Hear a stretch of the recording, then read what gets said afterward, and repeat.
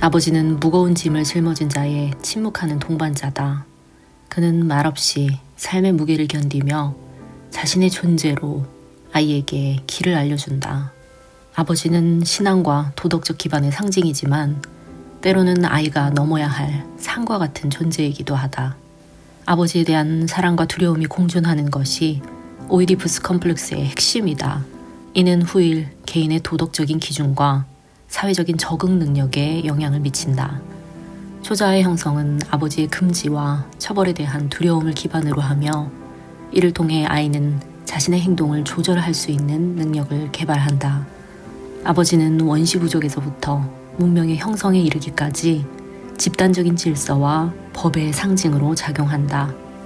아버지는 아이가 상징적 질서에 들어가는 관문이자 타인의 욕망을 존중하고 자신의 욕망을 조율할 수 있는 법과 구조를 제공한다. 아버지의 이름은 어머니의 욕망을 규제하고 아이가 자신의 욕망을 자율적으로 표현할 수 있는 공간을 열어준다. 아버지는 아이와 어머니 사이에서 간섭자가 되어 아이가 독립적인 자아로 성장할 수 있는 경계를 만들어준다. 아버지의 이름이 배제되면 상징적인 구조가 무너지고 아이는 현실과 상상의 세계 사이에서 길을 잃는다. 아버지의 부재는 단순히 생물학적으로 아버지의 부재가 아닌 상징적인 법이 정신에서 작동하지 않는 상태를 말한다. 정신분석가인 위니콧은 아이가 반사회적인 행동을 할 때 그 아이는 아버지의 통제를 기다린다고 말했습니다. 그는 아이가 기다리는 아버지의 통제는 아이가 뭔가 박탈당한 것을 되찾고 싶어하는 마음과 환경으로부터 좀 더 강력한 반응을 기대하고 있다는 무의식적인 신호라고 말했죠. 아버지의 통제와 금기는 아이의 반사회적인 행동에 대한 적절한 한계를 설정해주고 아이에게 안정감을 줄 수 있습니다. 이 때문에 반사회적 행동을 보이는 아이의 경우 아버지의 역할이 어머니의 역할보다 더 강력하게 작용할 수 있다고 위니콧은 말했죠. 이는 아버지가 단순히 가부장적인 권위의 상징이기 때문이 아니라 아이가 사회적인 규칙과 구조를 배우고 자신의 행동의 결과에 책임을 지도록 도와주는 역할에 아버지가 있기 때문입니다. 위니콧은 반사회적인 행동을 하는 인간을 보며 이를 환경 상실에 대한 반응이다 라고 설명했습니다. 반사회적 행동의 원인에 대해서 어린아이가 어머니와의 초기 관계에서 안정감을 느끼지 못하거나 돌봄의 연속성이 끊겨질 때 아이는 주변 환경에 대한 믿음을 잃고 좌절을 경험합니다. 부모가 충분히 곁에 없거나 무관심할 때 아이는 어려움을 겪을 수 있죠. 어린아이는 내가 이렇게 혼날 만한 행동을 하면 어른들이 나를 신경 쓰고 지지해 줄까? 라는 테스트를 하려 합니다. 주변 어른들이 자신을 여전히 신경 쓰고 있음을 확인하려고 하죠. 아이는 문제가 될 만한 여러 반사회적인 행동들을 하며 엄청난 무질서 속에서 질서를 잡아줄 누군가를 기다립니다. 이때 아버지의 통제는 아이가 무질서 속에서 잃어버린 안정감을 찾고 자기 감정과 행동을 조절하는 법을 배울 수 있게 도와주죠. 반사회적인 행동을 하는 아이의 무의식에서는 나의 행동에 한계를 설정해줄 누군가가 필요하다라고 말하고 있습니다. 아버지의 통제는 어린아이에게 여기까지는 괜찮지만 이 이상은 허용되지 않는다 라는 메시지를 전달하죠. 아이는 나의 행동 범위가 여기까지구나 라고 이해하고 사회적인 규칙을 배웁니다. 인간의 무의식 안의 아버지상은 가정 내에서 권위와 규칙을 상징하는 존재로 여겨질 수 있죠. 아이는 아버지의 통제를 통해 사회적인 규범과 구조를 배우고 자신의 충동을 조절하는 법을 익힐 수 있습니다. 또한 반사회적 행동을 하는 아이는 단순히 통제를 기다리는 것만이 아니라 자신을 안전하게 돌봐줄 강력한 존재를 찾고 있는 것이기도 하죠. 이때 아버지의 통제는 단순히 억압이나 처벌이 아니라 아이에게 신뢰와 안정감을 줄 수 있습니다.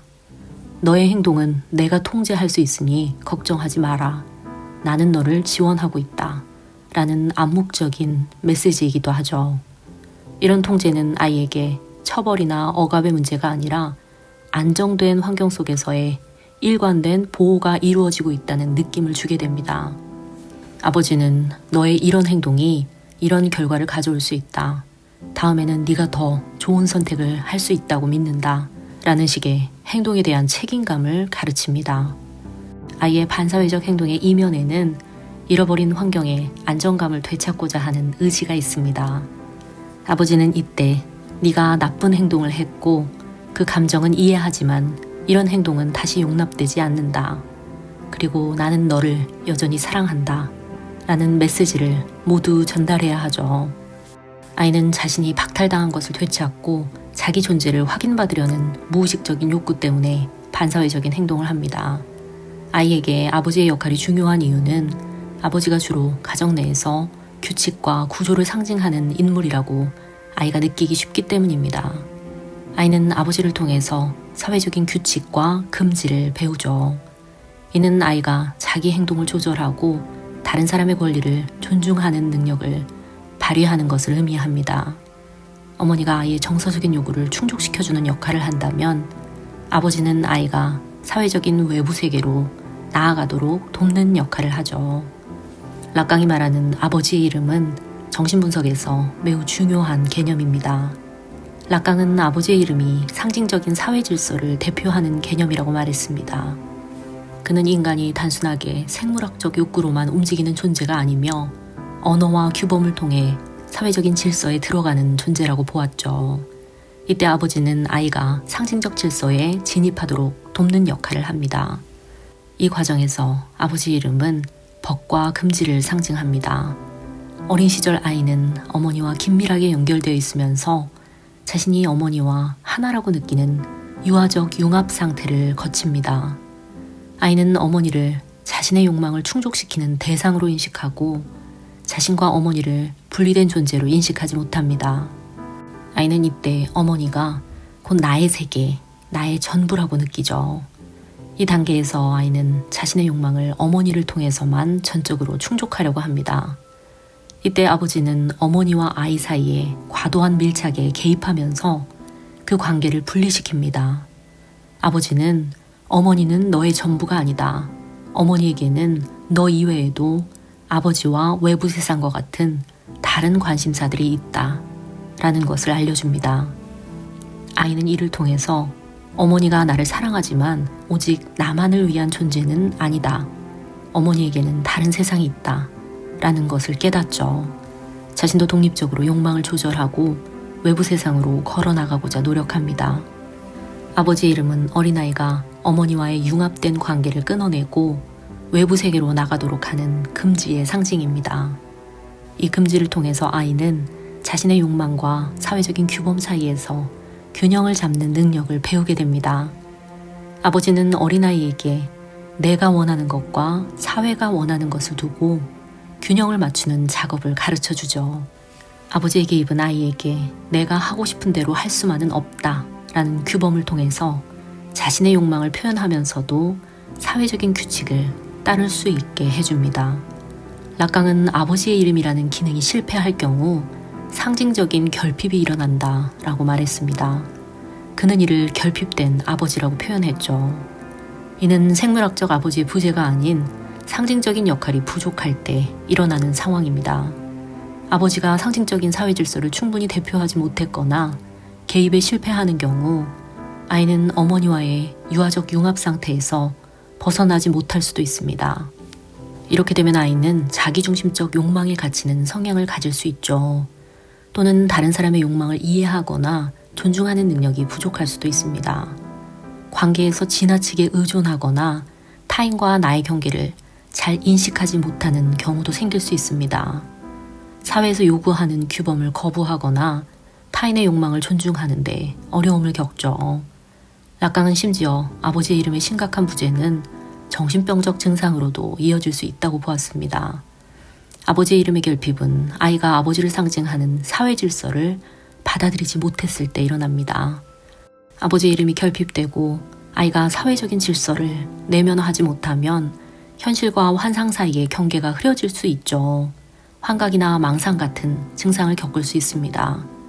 또한 사회적인 상징 질서로 들어가는 것은 언어를 통해 이루어지기 때문에 언어적인 구조가 부족하면 이것 또한 정신병적 증상으로 나타날 수 있다고 설명하죠. 예를 들면 말의 논리적 구조가 붕괴되거나 비현실적이고 의미 없는 문장만을 반복할 수도 있습니다. 또한 아버지 이름의 부재는 타인과의 경계를 지을 때도 영향을 미칩니다. 아버지의 개입이 부족하면 아이는 타인의 독립적인 존재성을 잘 이해하지 못하고 자신과 타인의 경계를 쉽게 분리하지 못합니다. 예를 들면 타인의 욕망을 자신의 욕망으로 오인하거나 타인과 지나치게 융합된 관계를 형성할 수 있죠. 또한 자기 안에서 일어나는 감정이나 생각을 외부의 것이라고 오해하고 투사하거나 외부 세상의 생각이나 감정을 자기의 것으로 착각하는 문제가 생길 수 있습니다. 이는 이유 없이 피해망상에 시달리는 경우를 예로 들 수 있죠. 이외에도 락강은 아버지 이름이 결핍된 경우 자기애적 성격 문제가 나타날 수 있다고 보았습니다. 아이가 자신의 욕망을 조율하는 법을 배우지 못하고 자기중심적인 욕망 안에 갇힐 수 있죠. 또한 상징적인 사회 질서의 부재 때문에 반사회적인 행동을 해서 사회적인 약속을 어길 수 있죠. 그런가 하면 아이는 불안과 혼란을 지속적으로 가지고 살 수 있습니다. 상징적인 구조가 결여되면 아이는 자신의 욕망과 사회적인 규범 사이에서 쉽게 조화를 이루지 못하기 때문에 지속적인 불안과 혼란을 경험할 수 있죠. 자기 정체성을 확립하지 못하거나 과도한 공허함을 느끼면서 살아갈 수 있습니다. 락강은 아버지의 결핍으로 상징적인 질서에 진입하지 못하면 현실 감각이 왜곡되면서 아이가 현실과 상상적인 세계를 구분하는데 어려움을 겪을 수 있다고 말합니다. 심리학자인 프로이트는 아버지를 초자아의 형성에서 중요한 역할을 하는 인물로 보았죠. 프로이트는 인간의 무의식을 탐구하면서 원시부족 사회에서 한 명의 원초적인 아버지가 절대적인 권력을 가지고 부족을 지배했다고 가정했습니다. 이 아버지는 자신의 권위로 아들들이 그의 권위를 위협하지 못하도록 억압하고 배제했죠. 그러나 억압받던 아들들은 연합해서 아버지를 없애고 권위에 도전합니다. 그러나 아들들은 큰 죄책감을 느끼게 되죠. 그 이유는 아버지가 억압자이기도 했지만 동시에 부족의 보호자이면서 생명의 근원이기도 했기 때문입니다. 아들들의 죄책감은 아버지에 대한 사랑과 미움이라는 양가 감정의 충돌에서 비롯됐죠. 아들들은 아버지를 증오했지만 동시에 아버지를 존경하고 의존해 왔습니다. 프로이트는 이 죄책감이 자녀들에게 공유되는 집단적인 심리가 되었고 이를 통해서 금기와 사회적인 규범이 만들어졌다고 말했죠. 또 죄책감을 극복하기 위해 아버지를 초월적인 존재인 신으로 승격시키기도 하며 숭배하기 시작했다고 프로이트는 설명했죠. 프로이트의 이론에서 어린아이는 오이디푸스 단계를 거치며 자신의 아버지를 경쟁자로 보기도 하고 동시에 아버지를 따라하고 모방합니다. 아버지의 권위를 배우게 되죠. 아이는 이렇게 아버지를 통해 도덕적인 규범과 사회적인 질서를 익힐 수 있습니다.